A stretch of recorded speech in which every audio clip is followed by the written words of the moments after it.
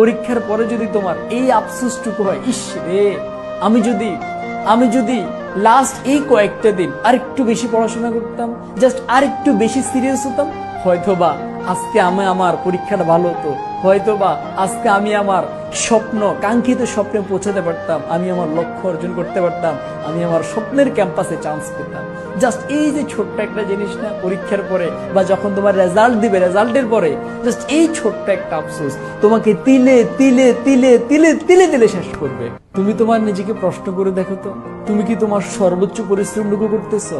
তুমি কি তোমার বেস্ট পরিশ্রমটুকু করতেছো? দেখো তো, দৈনিক তুমি কয় ঘন্টা পড়াশোনা করো? 7 ঘন্টা, 8 ঘন্টা, 9 ঘন্টা, 10 ঘন্টা? তুমি কি চাইলে আর 2টা ঘন্টা বেশি পরিশ্রম করতে পারতে না একটা দিনে? সকাল, দুপুর, বিকেল, সন্ধ্যা, রাত। দেখো তো আজকের দিনে তুমি ঠিক কয় ঘন্টা সময় নষ্ট করছো? গতকালকে তুমি ঠিক কয় ঘন্টা সময় নষ্ট করছো? তুমি কি চাইলে এই সময়টা কাজে লেগে আরেকটু বেশি পড়াশোনা করতে পারতে না? আর কিছুদিন পরে তুমি জানো তোমার পরীক্ষা একবারই সন্নিকটে, কেন তুমি সময়কে নষ্ট করতেছো? কেন তুমি সময়কে অবহেলা করতেছো?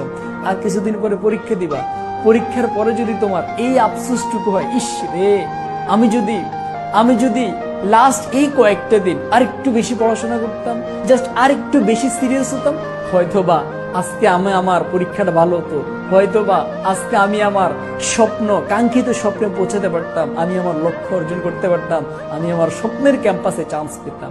জাস্ট এই যে ছোট্ট একটা জিনিস না, পরীক্ষার পরে বা যখন তোমার রেজাল্ট দিবে, রেজাল্টের পরে জাস্ট এই ছোট্ট একটা আফসোস তোমাকে তিলে তিলে তিলে তিলে তিলে তিলে শেষ করবে। তাহলে এই সময়টা তুমি কেন নষ্ট করতেছো?